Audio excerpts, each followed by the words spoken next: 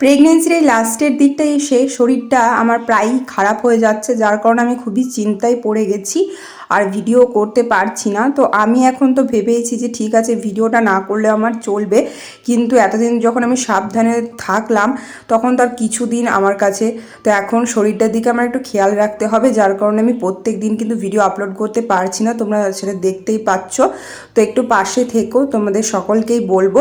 আজকে শরীরটা আমার একটু ঠিক আছে, তো ভাবলাম যে তোমাদের সাথে আজকে একটা ব্লগ শেয়ার করব। তো সকাল থেকে দেখতে পাচ্ছ আমি ভিডিওটা শুরু করে দিয়েছি, ফ্রেশ হয়ে নিয়েছি ঘুম থেকে উঠে।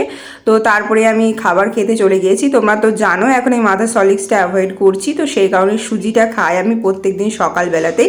তো মা আজকে আগে থেকেই করেছিল, ওই জন্য ঠান্ডা হয়ে গেছে, নইলে অন্য দিন আমি ঘুম থেকে উঠি আর তারপরেই কিন্তু করে, সেই জন্য গরম থাকে। তো আজকে আগে থেকেই করে রেখে দিয়েছিল, কারণ আমি এখন ঘুম থেকে উঠতে অনেকটাই লেট করি, তো অত লেটে যদি আমার জন্য খাবার টাবার করতে যায় মায়েরও অনেকটা লেট হয়ে যাবে।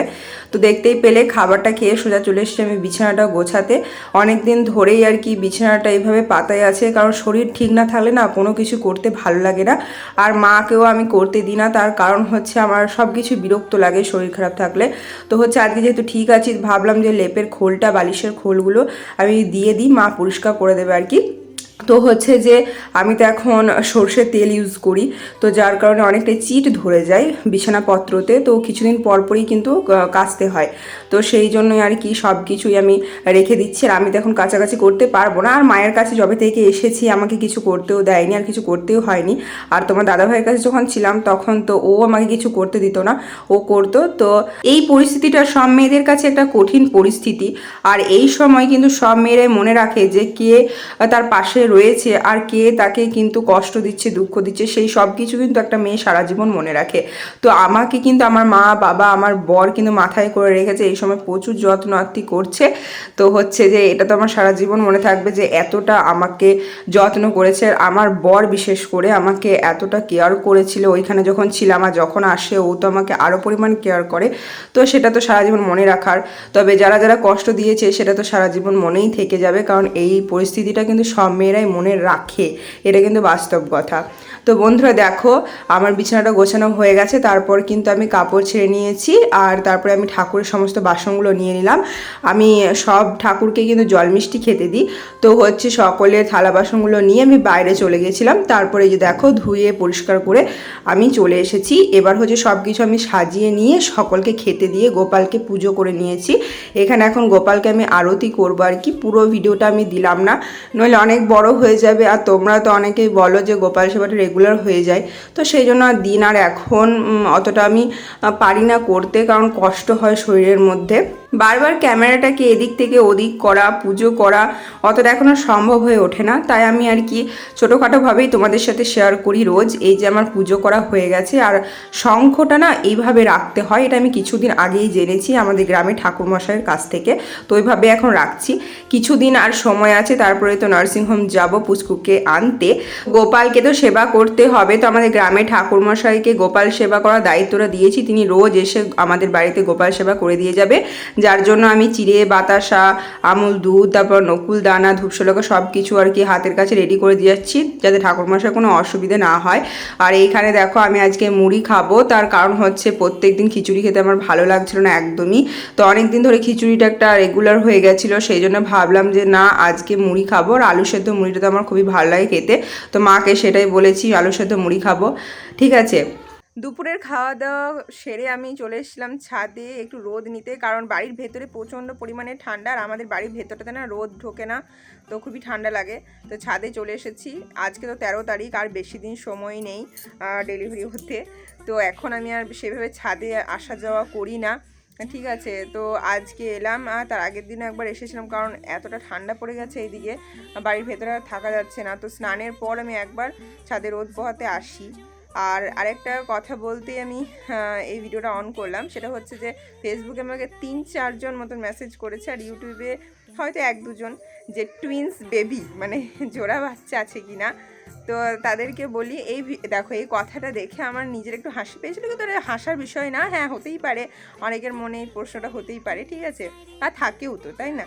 তো এটা হতেই পারে, তো সেটা আমি ক্লিয়ার করতে আসলাম। যে না টুইন্স বেবি একদমই নয়, আমার একটাই বেবি আছে। আর যেহেতু ইএসজি করেছি সেহেতু জানি যে হ্যাঁ একটাই বেবি আছে, টুইন্স বেবি একদমই নয়। দেখো পেটের আকার দেখে মানে বিচার করা যায় না সেখানে টুইন্স বেবি আছে না একটা বাচ্চা আছে, ঠিক আছে।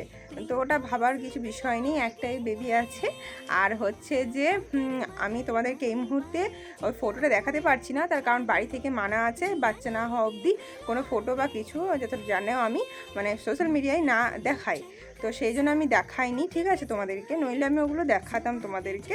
আমি যা যা করিয়েছি সেখানে কিন্তু পুরো বোঝা যায়, ঠিক আছে। কিন্তু ওটা পুচকু না পুচকি সেটা কিন্তু জানি না, ঠিক আছে। তো ওটা হবে, তারপরেই দেখতে পাবো। যেই আসুক ভালোভাবে যেন আসে, তোমরা সবাই আশীর্বাদ করো। তো আশা করছি যে তোমরা তোমাদের অ্যান্সারটা পেলে যে টুইন্স বেবি একদমই নয়, অনলি ওয়ান, ঠিক আছে। ছাদে থেকে নিচে এসে আমি বেদানার রসটা করে নিয়েছি। আমার প্রেগনেন্সির 3 মাস পর থেকে আমার বেদানাটা একেবারে খেতে ভালোই লাগে না, কিন্তু এইভাবে জুস করে খেতে কিন্তু আমার খুবই ভালো লাগে। তো আমি আজকে 2টো বেদানার রস করে নিয়েছি, তো সেটাই আর কি বসে বসে খাচ্ছিলাম। ছাদে রোদটা নিয়ে এসে একদম শরীরটা চাঙ্গা হয়ে গেছে, কারণ রোদে না শীতকালে থাকলে খুবই ভালো লাগে শরীরটা, আর বাড়ির মধ্যে সবসময় ঢুকে থাকলে না খুবই বিরক্ত লাগে, ঠান্ডা হয়ে যায় শরীরটা।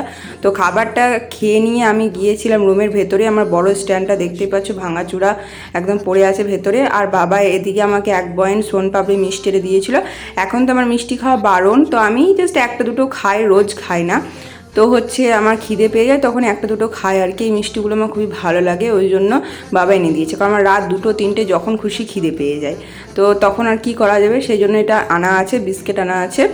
আর এদিকে দেখো আমি ওই সমস্ত খেয়ে চলে এসেছিলাম নিজের একটু রূপচর্চা করতে। আর এই সময় আমার চুলটা এতটা পরিমাণ লম্বা হয়ে গেছে, আমি আজকে বিয়ের পর থেকে চুল কাটিনি, যার জন্য এতটা চুলটা আমার লম্বা হয়ে গেছে। এই সময় তোমার খুবই প্রবলেম হয় এই চুলটা নিয়ে। তো আজকে আমি চুলে একটু তেল মালিশ করে নিচ্ছিলাম, কারণ অনেক দিন ধরে আর কি শ্যাম্পু করে আছি, সেই জন্য আর কি আমি চুলে তেলটা মালিশ করে নিচ্ছিলাম, কারণ চুলটা আমার অনেকটা ড্যামেজ হয়ে গেছে জানো তো। আর তারপরে দেখো ফ্রেশ হয়ে আমি একটু ক্রিম ট্রিম মেখে নিচ্ছি। রোজ আমি কিন্তু এরকম করি, কারণ এখন শীত পড়ে যাওয়া এতটা আর্দ্রতা হয়ে গেছে, ত্বক একদম শুকিয়ে যাচ্ছে। তো আমি সাজুগুজু করে সন্ধে দিয়ে নিয়েছিলাম। সন্ধে দেওয়ার পর এখানে আমি একটা ডিম সেদ্ধ খাবো, কারণ আজকে দুপুরের খাবারে মাছ হয়েছিল, তো ডিমটা খাওয়া হয়নি। আর তোমরা দেখতেই পেলে সকালে আমি খিচুড়ি খাইনি, সেজন্য ডিম সেদ্ধটা খেয়ে নিয়েছি। আর তারপরে এই জিনিসটা আমি কিন্তু প্রত্যেক দিন না করলেও আমি 1-2 দিন পর পর কিন্তু করেই থাকি, সেটা হচ্ছে পায়ে তেল মালিশ করা। আমার পা ফোলার অসুবিধাটা কিন্তু নেই, অনেকেই দেখেছি ভিডিওতে বলে প্রেগনেন্সিতে পা ফুলে গেছে, এই হয়েছে, তো আমার কিন্তু সেই প্রবলেমটা এখন অবধি হয়নি, আমাকে ফেস করতে হয়নি। পায়ে ব্যথা হতো, সেটা ডক্টরকে বলে আর কি ঠিক হয়ে গেছে মেডিসিন খেয়ে। তো আমি কিন্তু পায়ে প্রত্যেক দিন সর্ষের তেলটা মালিশ করি, ঠিক আছে। অনেকেই হয়তো সর্ষের তেলকে পছন্দ করো না, আমিও কিন্তু পছন্দ করি না, কিন্তু যবে থেকে আমি প্রেগনেন্ট হয়েছি জানতে পেরেছি তবে থেকে কিন্তু আমি সর্ষের তেল ইউজ করি, কারণ সর্ষের তেলটা ইউজ করা খুবই ভালো এই প্রেগনেন্সির টাইমে। তো আমি বলবো তোমরা ইউজ করো, ঠিক আছে। ওইসব বডি লোশন বা মানে কি বলবো সিল্কি সিল্কি তেল মেখে না কোনো কিছুই হয় না, ঠিক আছে। কিছুক্ষণ পরে আবার রুক্ষ শুষ্ক শরীর হয়ে যায়, কিন্তু সর্ষের তেল মাখলে না খুবই ভালো থাকে শরীরটা। তো বন্ধুরা দেখো এই জিনিসটা আমার মা আমার ভাইকে গিফট করেছিল ভাইয়ের জন্মদিনে, আমার তো খুবই ভালো লাগে। এখানে দেখো কত রকমের কালার আছে, এখানে আর কি ওয়াটার কালার আছে, পেন্সিল কালারগুলো আছে, তো অনেক কিছুই আছে, আমার খুবই ভালো লাগে। তো এই ভিডিওটা হচ্ছে আগের দিন রাতের বেলা আমার ভাইয়ের স্কুলে একটা প্রজেক্ট দিয়েছে, কাগজে জিনিস তৈরি করতে হবে, তো সেটাই আর কি আমি করে দিচ্ছিলাম ওকে। কী জিনিস তৈরি করছি তোমরা দেখতেই পাবে। আর ও দোকান থেকে আবার ওয়াটার কালার কিনে নিয়ে এসছে, দেখতেই পাচ্ছ অতগুলো কালার থাকা সত্ত্বেও আবার পয়সা খরচ করে ওয়াটার কালার কিনে নিয়ে এসছে। এই কাগজের জিনিসটা আমার আগেই তৈরি করা ছিল, শুধুমাত্র কালার করছি। আমাদের ইন্ডিয়ার ফ্ল্যাগ অনুযায়ী আমি এটাকে করেছি আর কি, এটা একটা ফটো ফ্রেম, ঠিক আছে। কেমন হয়েছে তোমরা বলবে। তো বন্ধুরা আজকে ভিডিওটা আমি এখানেই শেষ করছি, তোমাদের সাথে দেখা হবে নেক্সট একটা ব্লগে। তোমরা সবাই ভালো থেকো, টাটা।